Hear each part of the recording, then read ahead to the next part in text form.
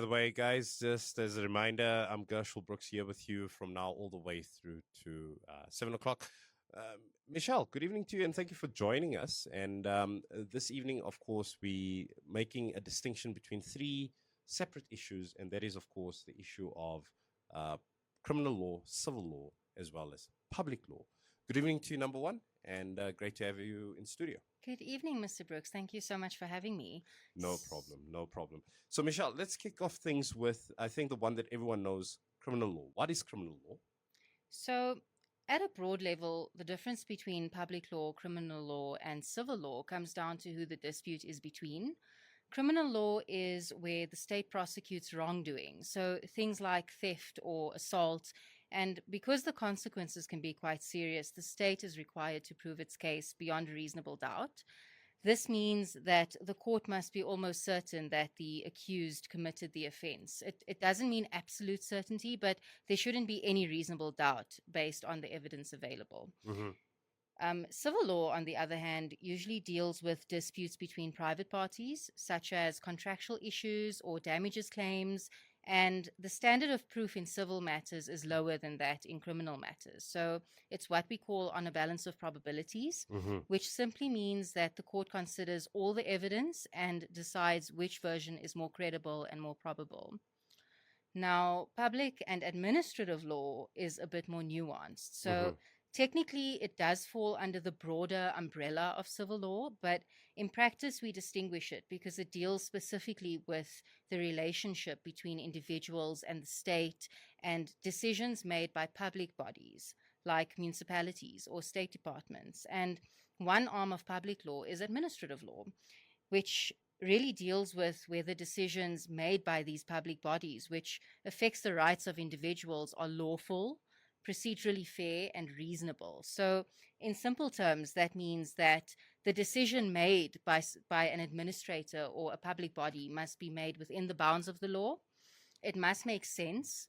And the person affected must be treated fairly in that process, meaning they are informed and given an opportunity to be heard. Okay, so and thanks for that. So, and I mean, just in brief, so in criminal law, as you said, that the burden of proof is beyond a reasonable doubt. So, in other words, if I'm accused of a crime, the state needs to prove that I've done whatever thing beyond a reasonable doubt. That also then also implies it's usually for me having broken the law. So, in other words, there is a set of criminal laws that we find in precedent, etc., in some instances in legislation, and I've broken those. So, in other words, there's a clear, gosh, you can't go around killing people. You can't just pick up things and take it for yourself. That's called theft, Well, I etc., wouldn't I etc. wouldn't say you've broken the law. I'd say everyone is innocent until proven guilty. So you've been accused of breaking a law. I thank you, my learned colleague.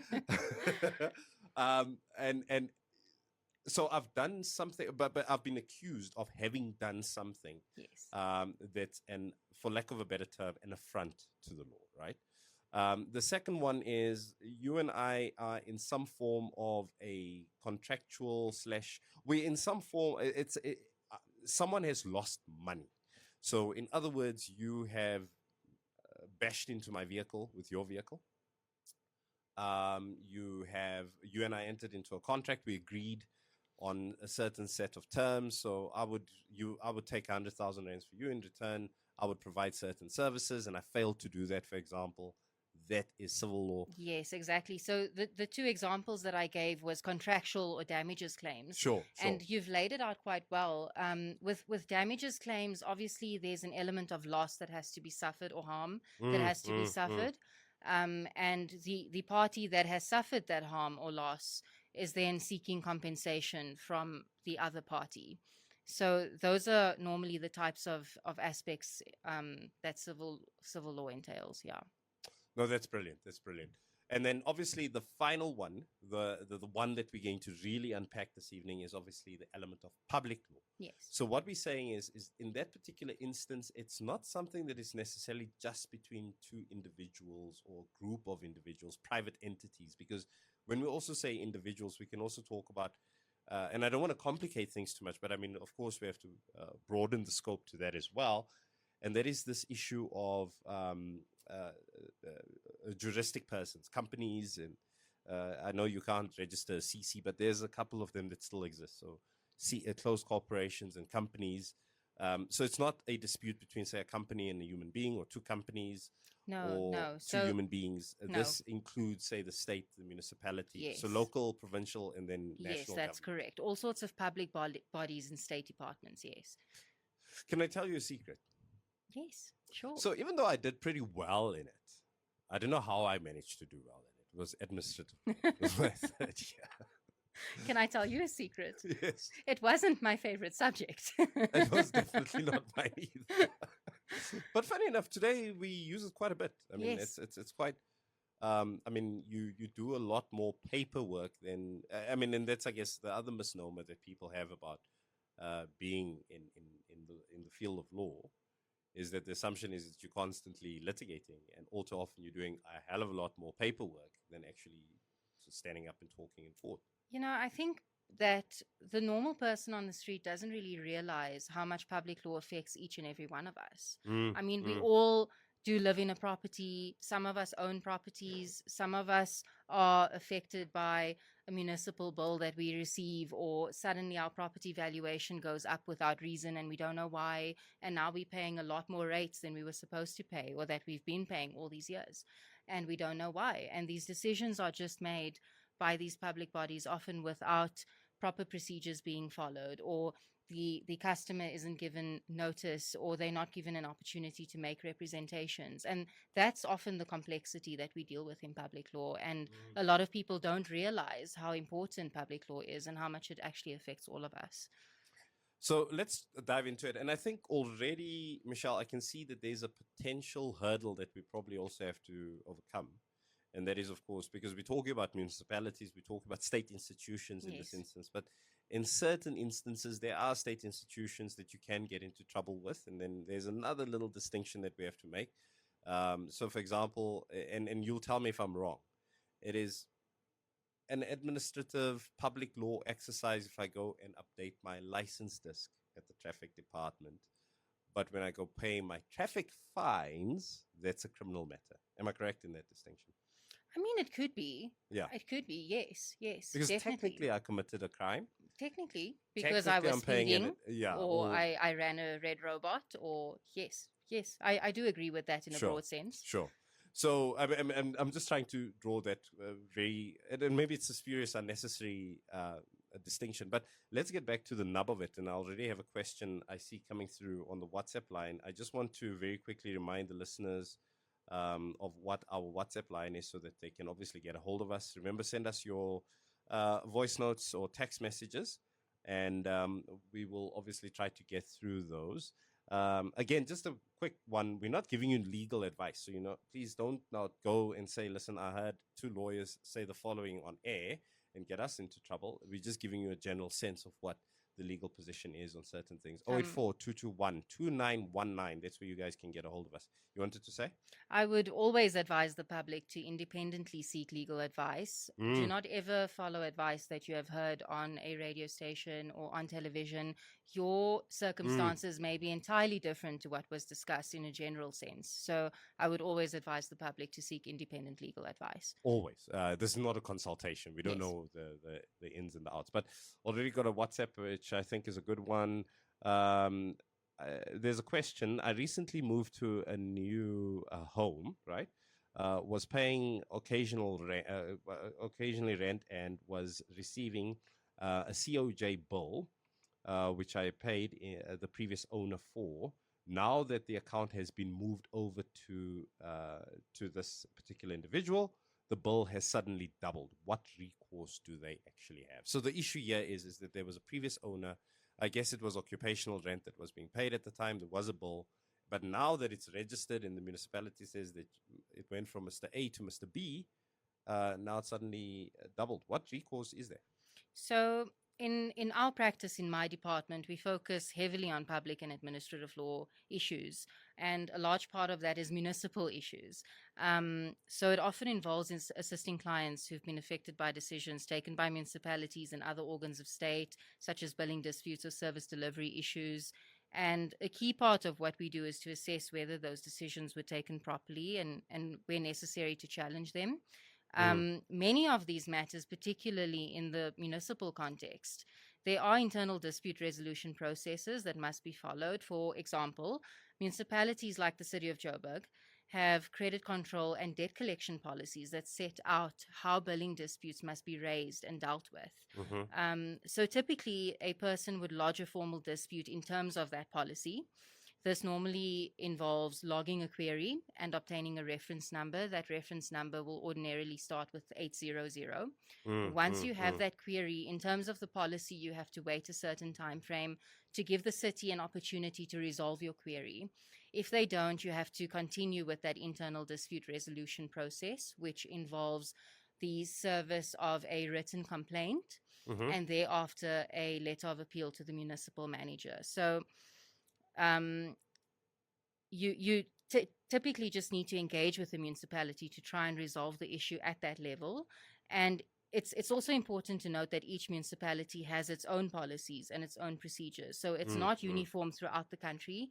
Every municipality will have its own policies that you'd be required to follow, and it's important to follow those specific processes that are applicable in your area. So also, just for the public's knowledge, as a general rule, courts will expect these internal remedies to be exhausted before any legal proceedings are instituted. Obviously, unless the matter is urgent, and that urgency then justifies deviating from the normal process. But in practice, you often see a combination of engaging internally with the municipality while also preparing for possible legal action if the issue is not resolved.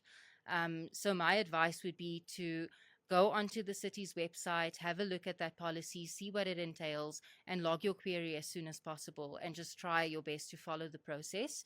If you feel like you would not be able to follow that process yourself, then my advice would be to seek legal representation, because your attorney would be able to assist you the entire way through to get that process followed.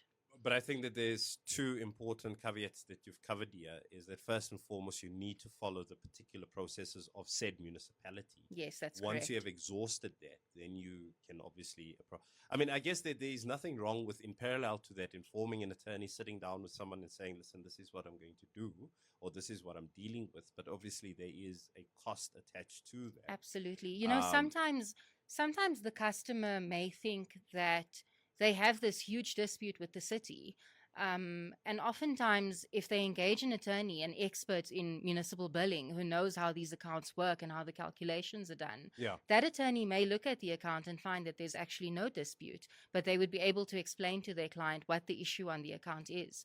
So Mm, it works both sides of the coin. Sometimes there mm, is a valid dispute and your sure. attorney would be able to advise you of that. Sometimes there isn't, and your attorney would be able to advise you of that. But at least you wouldn't have wasted your time and ran the whole process through only to find that there's actually no dispute at the end of that process. A key follow-up question that came through, and I think this is the nub and the pain point for a lot of people, is: do you continue paying that during this dispute? Do you so if the bill has gone from 5,000 rands to 10,000 rands a month, I'm pretty sure I'm not spending 10,000 rands worth of water or using 10,000 rands worth of water and electricity. Absolutely. Do I still pay that, or do I go continue to pay 5,000 rands because I'm going to dispute this later on anyway? Absolutely. So the advice that we normally give our clients is to log your query as soon as possible. Once you see something very strange on your account that you Mm, don't agree with, mm, you need to contact the city or go to a walk-in center and log that query so that it's on record, and make sure that you obtain a reference number and keep that reference number so that you have a record of it in case you need to follow up, mm, or later on, if there is court proceedings that you are going to institute, you would need that query reference number to show that you had followed the process. In terms of paying, mm. obviously there's going to be a disputed portion of that account and an undisputed portion of that account. Yeah. So we normally advise our clients to continue making payments of the undisputed charges for the services that they are receiving and utilizing, while the disputed charges follow the dispute resolution process, and while they're trying to get that portion of the bill resolved. Okay. Because I mean, one of the key things I remember that they a couple of years ago, Michelle, I think it was. I mean, I guess it pops up every now and again, but I remember I was personally impacted by this more than 10 years ago, because that was before I even had children. So let's call it about 15 years ago. There was this massive issue. There was a billing, what they called the billing crisis in Johannesburg. And I mean, it affected swathes of households. Thousands of people, if not millions of people, were impacted by this, where there was some type of a stuff up with the system, and people literally had their bills go from 3,000 rands a month to 180,000 rands a month in some instances. Mm. And I think the biggest issue was that then what would happen is that you get this massive bill, this really unreasonable bill, as if you're running an aluminium smelting factory from your backyard. You'd get this bill, and then obviously you can't pay. You didn't budget for 180,000 rands worth of electricity and water costs. Then you get a pre-termination notice. They cut your water and electricity. You then go back to the municipal offices and say there is no way that I could have spent or used 180,000 rands worth of water and electricity. But then the response generally was pay first and then lodge your dispute. Yes. Is that fair? Does that still hold? Because I think a lot of people listening to the show right now. So fairness obviously depends on processes being followed and the customer actually being given an opportunity to make representations and to be heard. In cases where those procedures are not followed, fairness can be challenged and is questionable. But what normally happens, it does happen a lot in practice, where they would cut you off and say you need to pay first and then we'll reconnect you and then we can deal with your dispute thereafter, right? So I know that we have previously advised clients that if you already have a query logged, you have an ongoing dispute with the municipality, in terms of their own policies, they should actually not be disconnecting you for as long as you have a valid dispute, you have been paying towards the undisputed charges. The payments towards those undisputed charges should be ring-fenced and not be allocated to the disputed charges. But the city systems don't always allow for that. So in cases where you've already been disconnected and you have a valid dispute, that should be challenged, and you should be communicating with the city and letting them know that you have a dispute on this account. This is your query reference number. You served a written complaint on this day. The query is still not resolved, and see what they can do. A lot of times they will look into their records and see that there is a valid dispute and then issue a reconnection instruction. So that can happen. Other times the client may not have a query logged yet. Okay. And then the city goes and disconnects and they say you need to pay first or enter into an acknowledgement of debt, right? So we have previously advised that you should, in those circumstances, enter into the acknowledgement of debt under protest, simply for purposes of being reconnected. And thereafter, any payment that you make towards the account should be made under protest and only towards the undisputed charges and not the disputed charges, and follow that same internal dispute resolution process to try get it resolved. But I take it that you still have to pay what is due based on the AOD. Yes. Right? The acknowledgement of debt. Yes. Okay. But you need to record in writing that all those payments are made under protest, simply for purposes of having your services reconnected until such time as the dispute is resolved. And then you need to follow that entire internal dispute resolution process of the written the query, the written complaint, the letter of appeal to the municipal manager. If there is still no resolution by the end of that process and you've exhausted all internal remedies available to you, unfortunately the only way forward would be court proceedings. And let's touch on that, because I think and we'll touch on that in the second half of the show. Can you believe that we've already reached the midway point of the show? That time flies, eh? Because the one thing that I really want to touch on is I just recently had a mediator in studio, and as you know, at least from the Johannesburg High Court or the Gauteng the Gauteng division of the High Court, directive has been issued for mandatory mediation. Exactly, yes. That all civil matters need to be mediated before. So in other words, I need to go through a mediation process. I need to have a certificate of some sort to say that either we couldn't reach an agreement or this is the agreement that we reached, and then we take it to court to become an order of court, right? Now, what you must remember here is that mediation protocol wouldn't be relevant in all civil matters. That mediation protocol relates to action proceedings and trials. A lot of the time, our work involves motion proceedings because there's no dispute of fact most of the time. It can be heard on the papers. A lot of the times we seek an interdict. that those are motion proceedings. So the mediation protocol doesn't really play a role in that regard. In that particular instance. Yes. So in other words, that's not an issue. No. And I guess no one's going to have a lengthy trial over their municipal bill unless it's 180,000 rands. I mean, I'm being facetious. I'm joking. The 180,000 rands sticks in my mind because I'll never forget. There was a. You would be surprised what amounts are added to people's municipal But it's bills. nuts. I mean, I've seen very scary amounts of 18 million rand. 18 I've seen million. scary amounts of 13 million rand, 2 million rand, 3 million rand. Are we talking about households or are we talking about So businesses? in some instances, they're businesses. In Okay. some instances, those are residential homes with a bill of maybe 2.7 million or 3 million. It does happen. It's not unheard of. Yeah, it's absolute madness. D, thanks for your message. D saying, so the point is that the little guy needs to know the law in order to defend himself? Question mark. Unfortunately, it is the case, and I don't know if this is necessarily relevant in this instance, but it's something that I live my life by, is that ignorance of the law is not a defense. The mere and that's just the unfortunate truth. So all too often you do need to, and it's also and that's why a show like this is so important. That's why the Legal Lifeline is so important, because what trying to do is to equip you with the basic understanding of what your legal rights are so that you are able to then apply them. And yes, in some instances, or in the vast majority of instances, you do need to then pull in the assistance of, say, an attorney or a legal representative in some shape or form. But the point is ultimately that you at least have a basic understanding of this is what to expect. So that if you get that pre-termination notice, and then within a couple of days, if not the very same day, the lights go out or the water goes out, that you know what the next steps are, and that you don't, for example, go and give Michelle a call, be very upset and say that you want to sue the city for 10 million, and she says to you, the bad news is we need to follow we need to follow the process.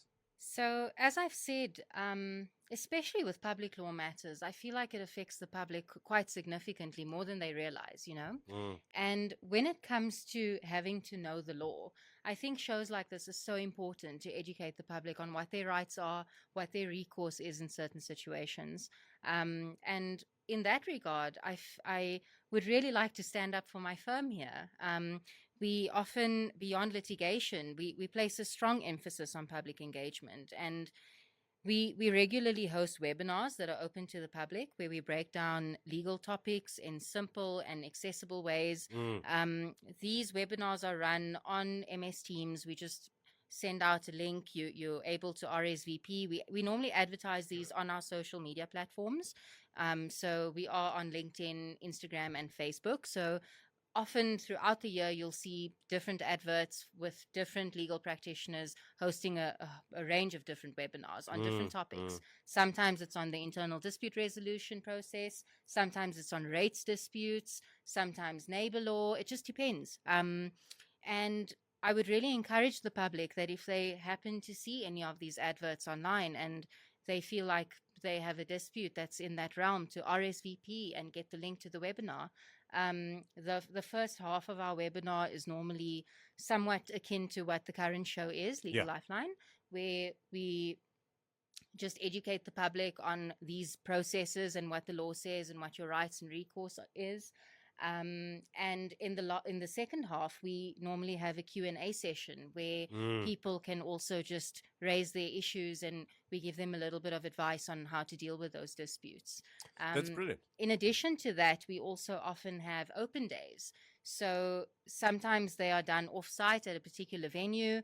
In the same way, you will also RSVP and you can come through with your documents, and we'll sit with you for about an hour, just go through everything and try and assist in any way that we can, at least just putting you in the right direction as to what to do with your dispute. Now, Michelle, you do know that this show is in partnership with probono.org. Yes. With this open day, if I had to RSVP and come through, and I showed you all my documents, and we sat down, we had a substantial conversation for 5 to 10 minutes, am I going to walk away with a big bill? No, so these webinars and open days are done completely pro bono. Uh-huh. It's our firm's way of giving back to the public. So yeah, I welcome the Sure. public to just attend, and we try to see how we can help them. No, it's key, and I think that, and to your credit, I mean, I follow your firm on LinkedIn. I always tell people I'm not pretty enough for Instagram and TikTok, so I'm a bit old, so I'm still on Facebook, Twitter, as well as I still call it Twitter, and LinkedIn, and you have a very active presence on LinkedIn as a firm, so I mean, just by virtue of that, for me, it's one of those things that if it is available, go out, look for HBG Schindler's attorneys, and guys, follow them. I think it's a nice opportunity to then be able to educate yourself. Also, those open days, I think, would help if you actually have a solid dispute. It will at least point you in the right direction. And yes, when it gets to the point whereby it needs to go to court, that's then a conversation that you will have with Michelle sitting across from me and the rest of the team. You know what I think is also important to mention is Mm-hmm. if at any point there's maybe not a webinar that's being hosted that's specific to your particular issue, you are welcome to go onto our firm's website. It's hbgschindlers.com. Mm. Under the resources tab, there is a host of articles written by legal practitioners in our firm on a Mm, range of mm, different mm, topics. mm. There is a search function, so you can search municipal billing dispute or internal dispute resolution or COJ or whatever your dispute may be. It's also not limited to public law or municipal billing disputes. It's Whatever legal whatever, issue yes, someone is yes. dealing with. Our firm deals with a host of different legal issues, as does any law firm. So I would welcome the public to go search up on some of our resources and articles there. Those would also outline and assist you with what to do with your dispute. Listen, even in practice, I find it an invaluable resource. The fact that you have legal practitioners that take the time to write an article, to think through, to do the research. In a lot of instances, it's obviously something that they might have encountered, whether it be in court, whether it be in a particular situation, and they clarify certain things, and it sends you at the very minimum. I mean, of course, you're not going to go to court and quote Michelle Fenter on the HBG Schindler's website, but Well, what's you know, helpful in that regard is that all our articles are, of course, backed up no, by no, sure. credible But what I'm legal saying is, sources. it at least So, sends you in the right yes, direction so that yes, you can go look at the absolutely. legislation, you can look at the court cases, read them, understand them, interpret them, and then obviously be able to use them. So I think it's an invaluable resource. But let's get back to some of the issues that people. So we really dealt with a lot on that municipal level. We know that we have various spheres of government. Now, I'm not asking necessarily that you give me your specific out of your own experiences thus far, because I take it that a lot of the stuff is taken up by those local government level disputes. But I mean, at provincial level, do we see a lot of disputes coming through where the public need to know that, listen, this is what you can expect from provincial government, this is what you can expect from national government, for example? Or are we now starting to go into other areas of the law and other spheres of the law where Perhaps. I think a lot of these disputes start at local level, and mm, a lot of them are at local level. mm, mm, It's normally the ordinary man on the street or woman on the street dealing with the big giant, the state entity, and normally there's lots of hurdles, and you don't know where to go, and you don't know how to resolve your dispute. You don't know where it's going to go, and you feel like you're just running into a brick wall constantly. mm. So I find that most of these disputes are at local level. Yeah, yeah.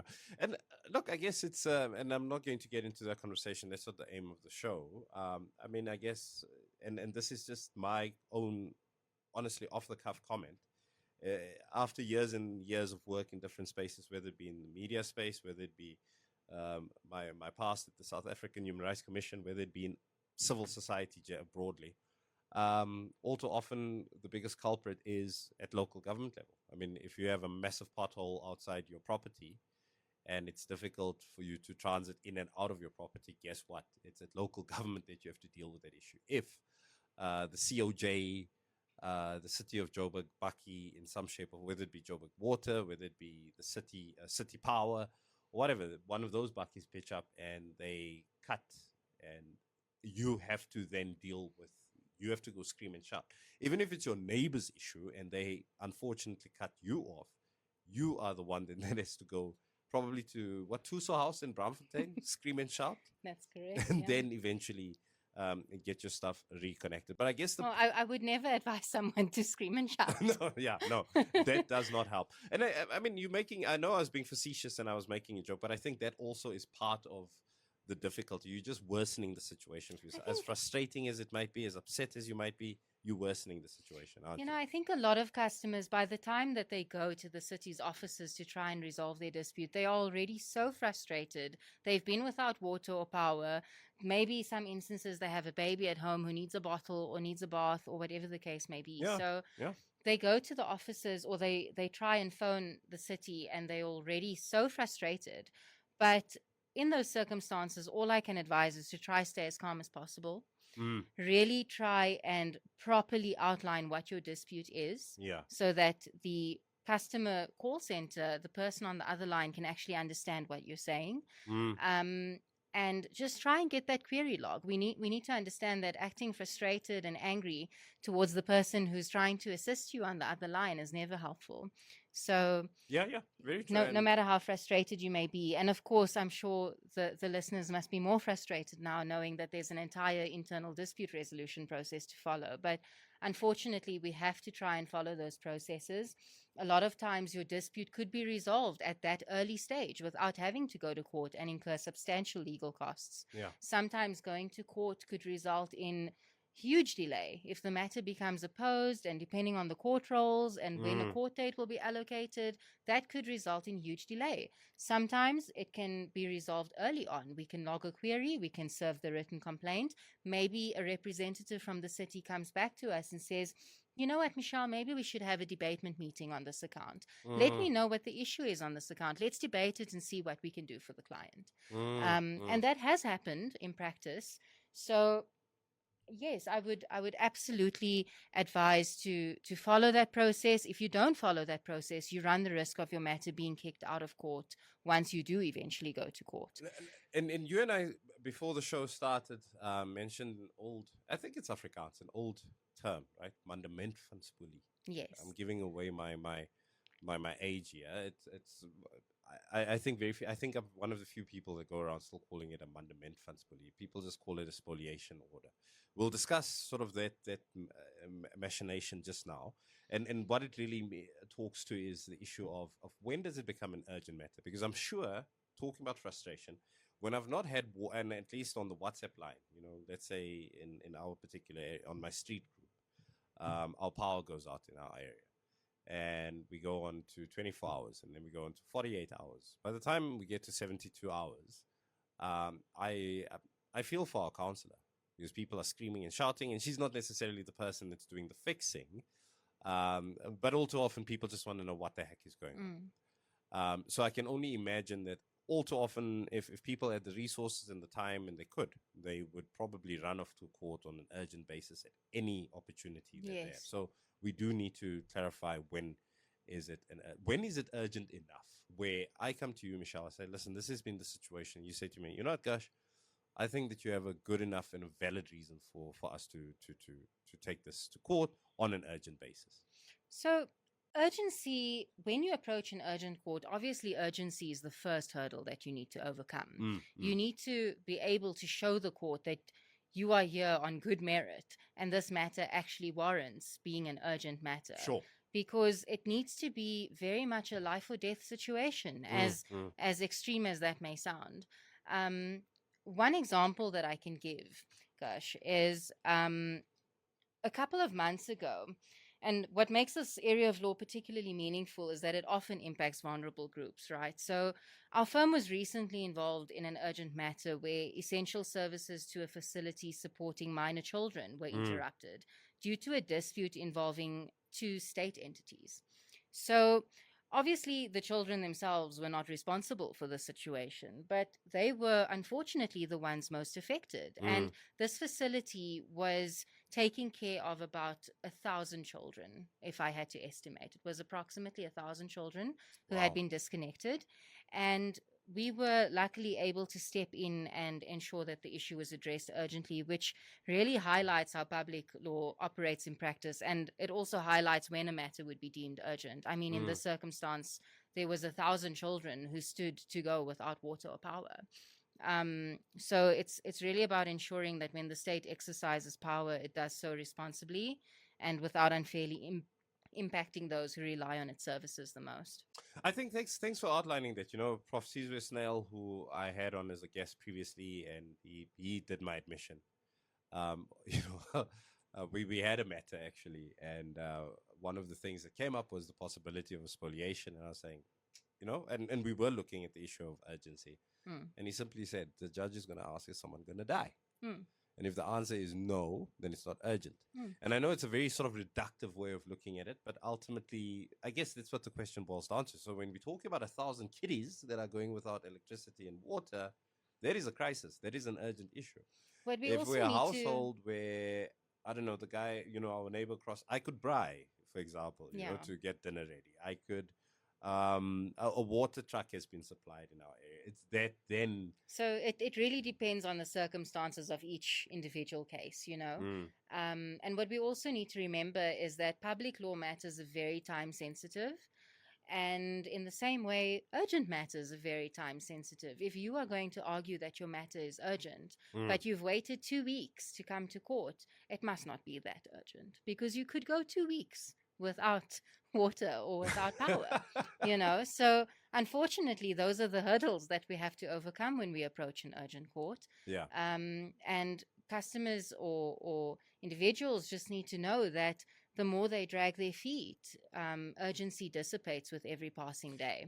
I mean, I'm looking at these question via the WhatsApp. She's saying, "I'm sorry, 1,000 children is when it's urgent. The rest of the people don't matter."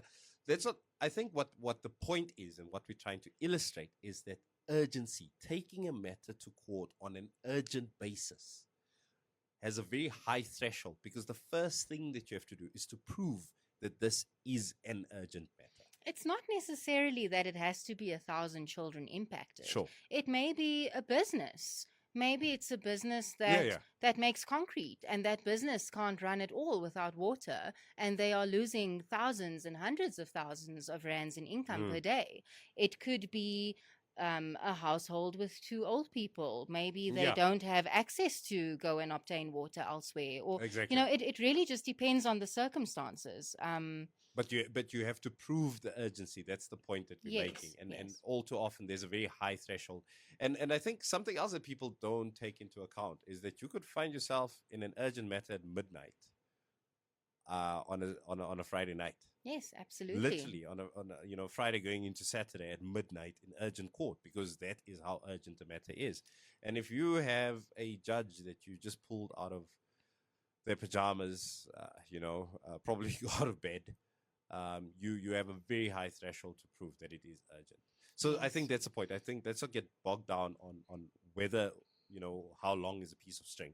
That's not the question here. The issue is that under what circumstances would it be deemed that this is so urgent that we can actually now take this matter to court? You really just need to prove to the court that this needs to be heard right now. If it's heard in the motion court in the ordinary course a couple of months from now, it's going to have severe and harmful effects. But then... So that's really the sort of things that we look at when we go to urgent court. But what the public needs to understand as well is that urgent court can be very expensive. And the reason for that is that, obviously, let's look at a normal motion proceeding. It's going to take a number of months for your attorney to follow that internal dispute resolution process, then draft the court papers, get you to come through and depose to your affidavits and all the rest. And then there's like affidavits exchanged between you and the opposing attorneys.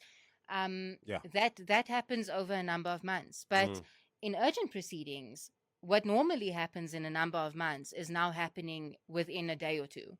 Yeah. So your attorneys are drafting throughout the night. Yeah. They are required to review your whole matter, see what the dispute is, draft the papers, get you to depose.